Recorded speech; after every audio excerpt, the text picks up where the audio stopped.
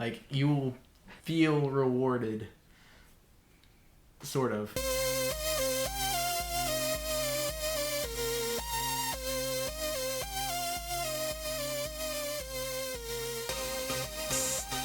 Greetings, friends. It's Josh. And I'm Ryan. And we are here on the Dead Tired Dads podcast. Merry Christmas. Merry Christmas. It's Christmas Eve, and you're is. listening to us, and we appreciate you making us a part of your holiday tradition. You should be playing this in front of your entire family. Everyone. The While whole you're house. While you're sitting around drinking hot chocolate around the tree, like, this is what you're listening to. Or if you're drinking Christmas milk. On Christmas like milk. Matt told us about. Yes, Christmas milk, as we can discuss. Oh, man. So, Ryan, what are we talking about today? Well, Josh, it's Christmas Eve, so I thought... Actually, no, I can't say I thought. I have to give credit. This was my wife's idea. She said, why don't you share some of your, like, Christmas memories related to video games? Nice. Because it's a podcast about video games, and it's Christmas Eve, so let's bring the two together. So, Christmas memories related to video games. Okay. And I don't know if you want to share first or me. You go ahead. All right, so mine is very easy, and I think you're going to like this. My most fond memory of video games related to Christmas. The year was December 1996. If you know your video game history, 1996 is when the Nintendo 64 came out, which Josh and I have both said before, it's the best console ever made. Indeed. And we haven't changed our stance on that. So, we'll never change my stance on that. 1996, Christmas. I am 10 years old. My brother is 8 years old. And our joint Christmas gift together was a Nintendo 64. So it was a joint Christmas gift, so you guys had to fight over We it. had to spend 30-minute turns taking turns. Unless it was multiplayer, which we did a lot of that as well. Yeah, so nice. I don't remember all the games we opened, but I do vividly remember playing a ton of Star Fox 64 and GoldenEye. Nice. But yeah, that was our Christmas gift that year, was a Nintendo 64.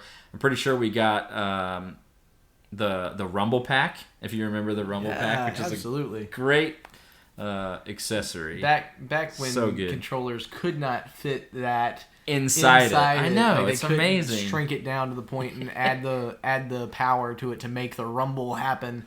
So, But what an interesting, like, off subject completely, but like what an interesting concept.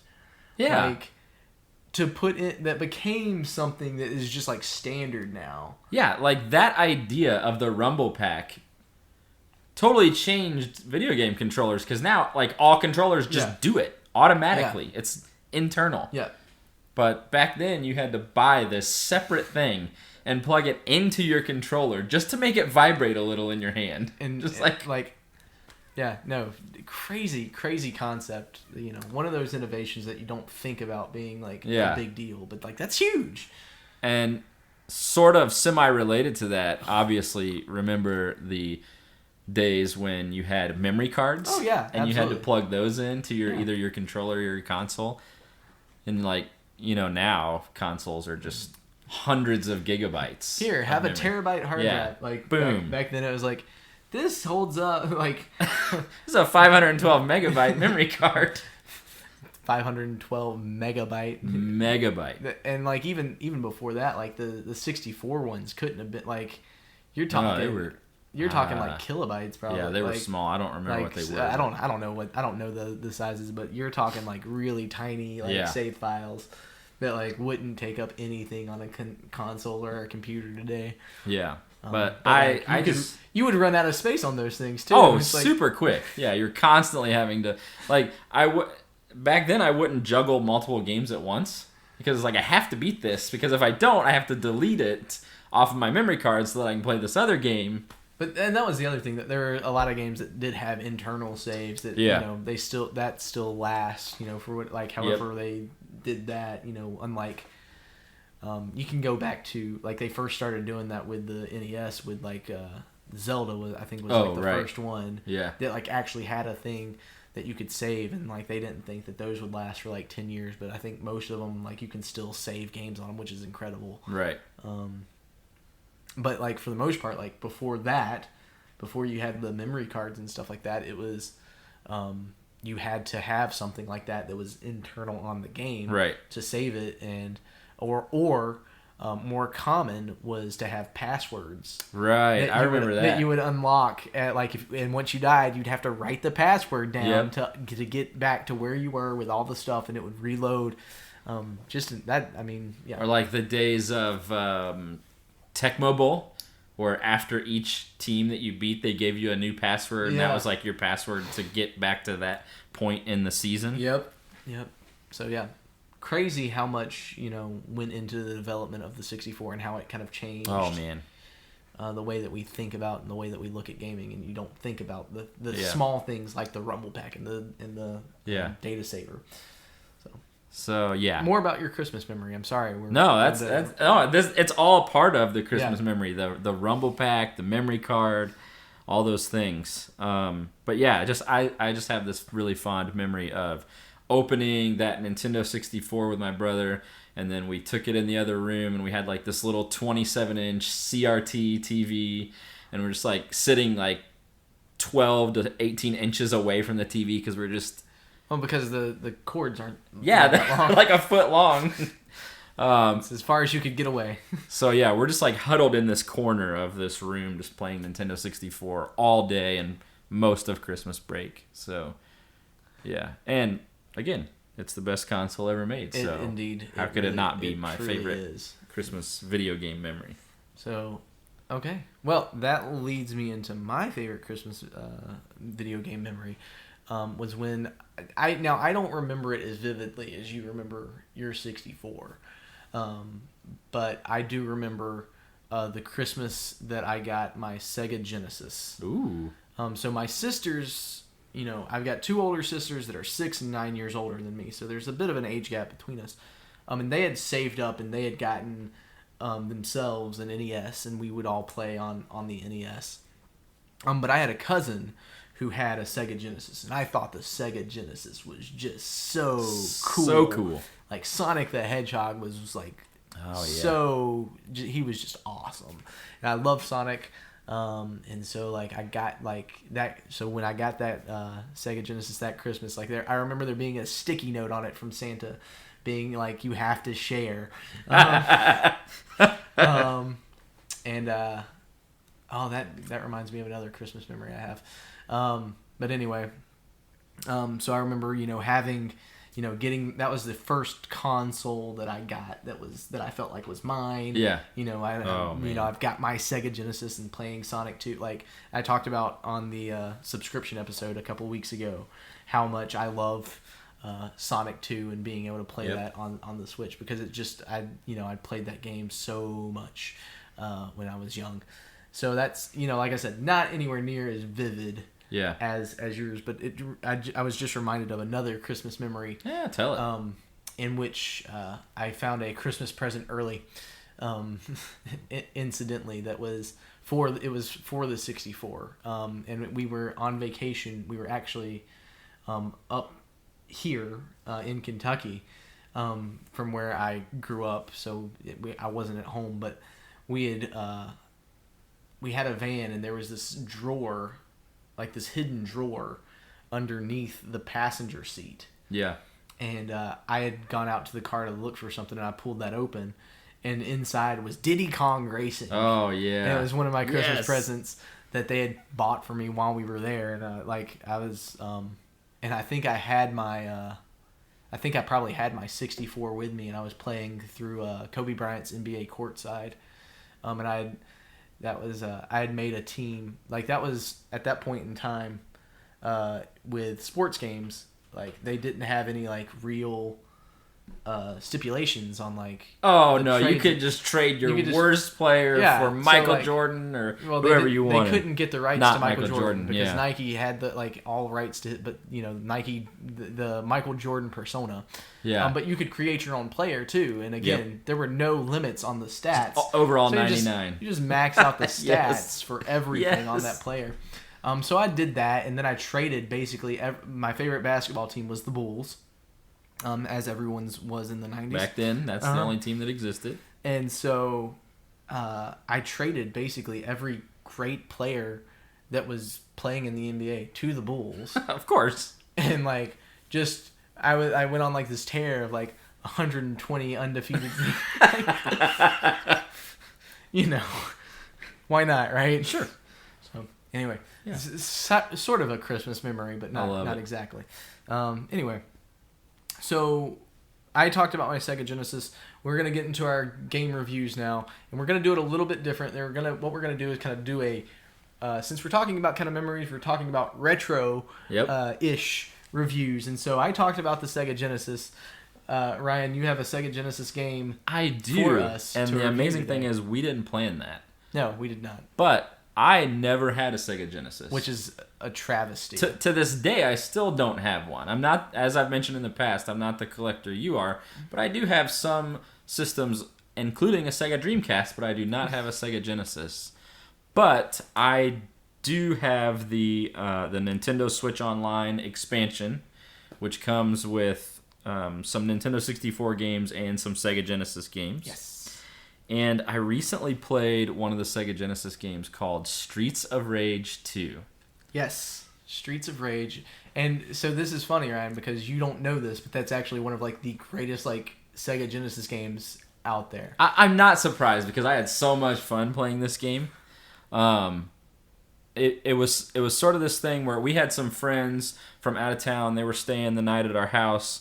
They have 4 boys that are around the same age as our 2 boys, so we were all just sort of hanging out, having a good time. And after the kids went to bed, we thought it'd be fun to like, let's play some old Nintendo 64. So we did. We started out with Mario Kart, and then we switched over to Sega Genesis.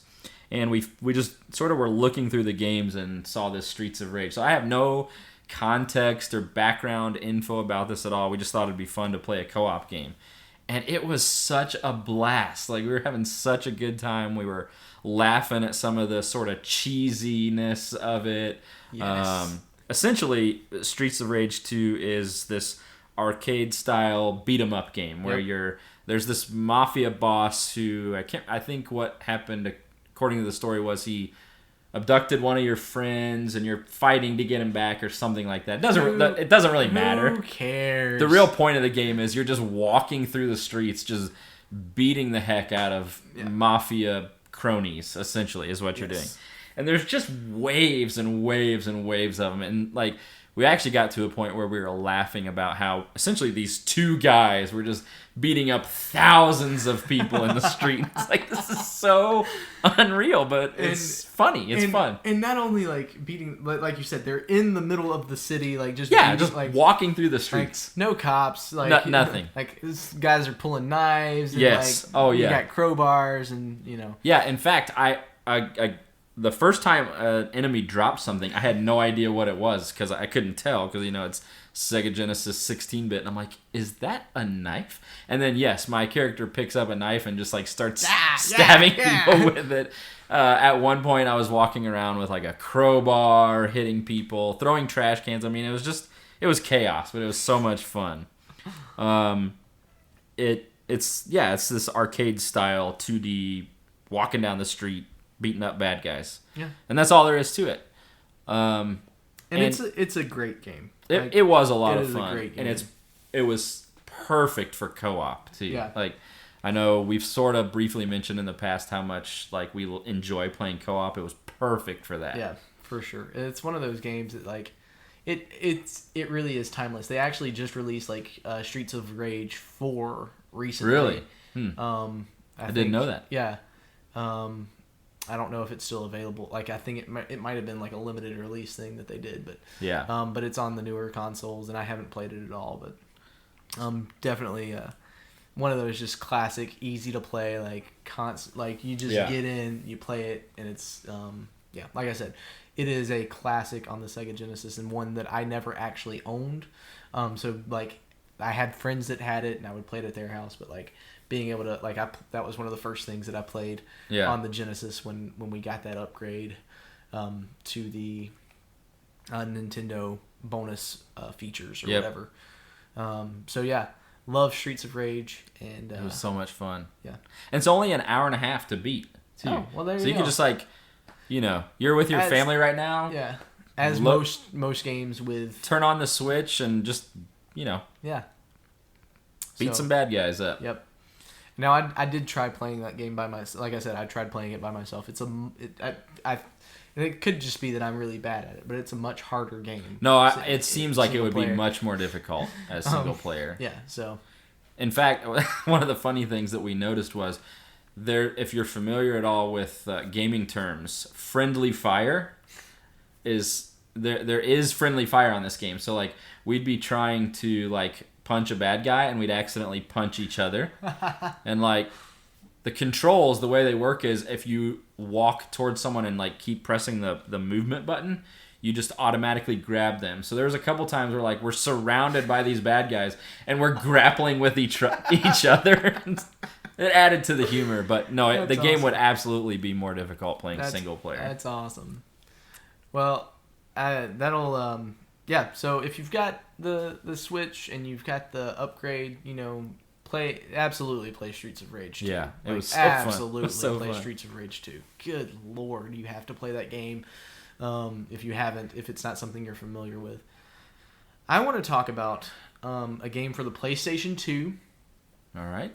So a little bit newer than Streets of Rage, but it was a game that I discovered that I remember when it came out, and I was like, man, that game looks like fun. Yeah. That game looks like really cool.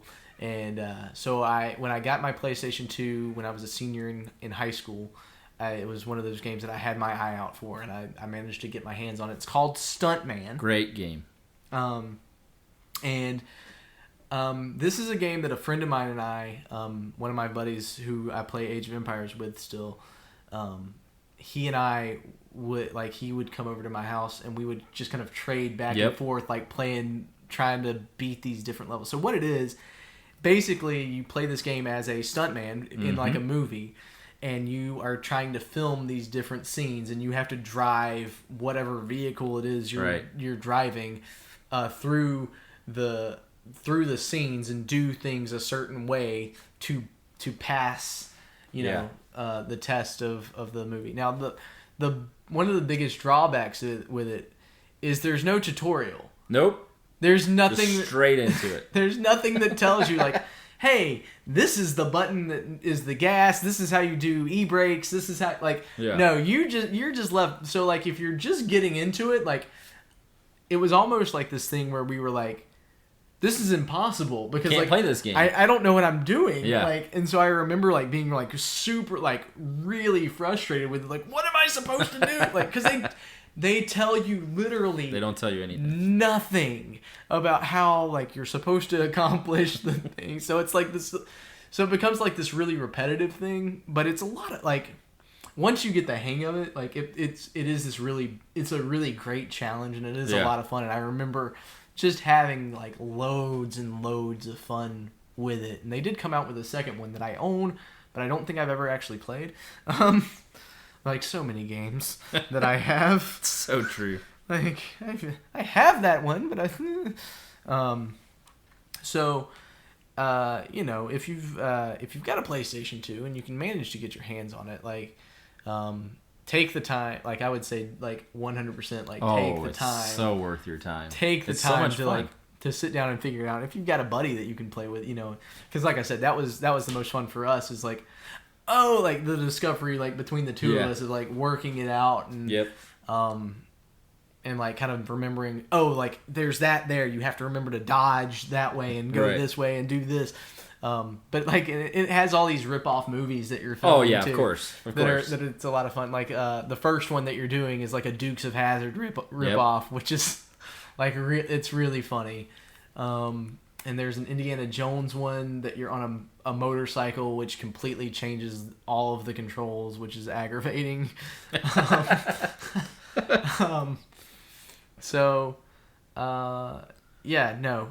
been a while since I've actually picked it up.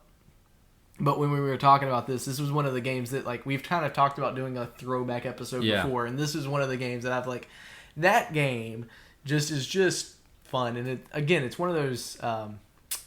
It's a driving game, which again is not typically my cup of tea, but I really enjoyed Stuntman.